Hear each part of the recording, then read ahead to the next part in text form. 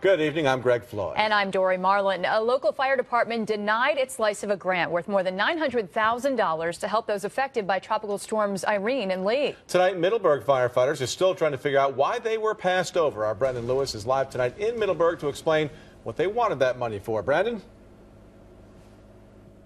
Well, Greg and Dori, during Hurricane Irene, some of the firefighters here didn't go home for 2 weeks as they worked to rescue their neighbors. There's still equipment here in need of repair after the hurricane, so they were surprised when Rising New York denied their grant application.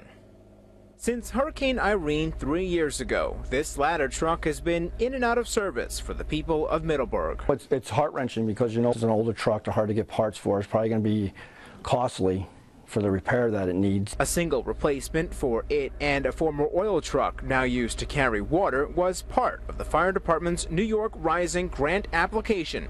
The program was started to help communities still recovering from the storm.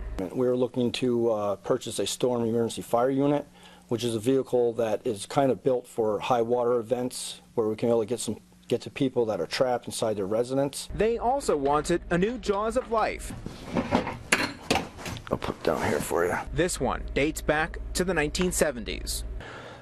The tools we have now don't meet the needs of the new cars. More than a year into the grant process, Middleburgh's fire chief found out this week their application was denied because it wasn't designed to cover new equipment. Everything that we requested is in this book, and nowhere does it say that no equipment would be allowed for this purchase. That's why would we take the time and effort to put something in if we knew from the beginning, the middle, that, hey, you know, equipment's not going to be offered during this? We would never have spent the time and effort to do this. They're hopeful the state will reconsider, knowing they can't ask the community to pay any more in taxes. You're very limited in a small community like we are. We're all volunteers. We do what we have to do as firemen. This would have put us in a really good spot for the future and for future storms.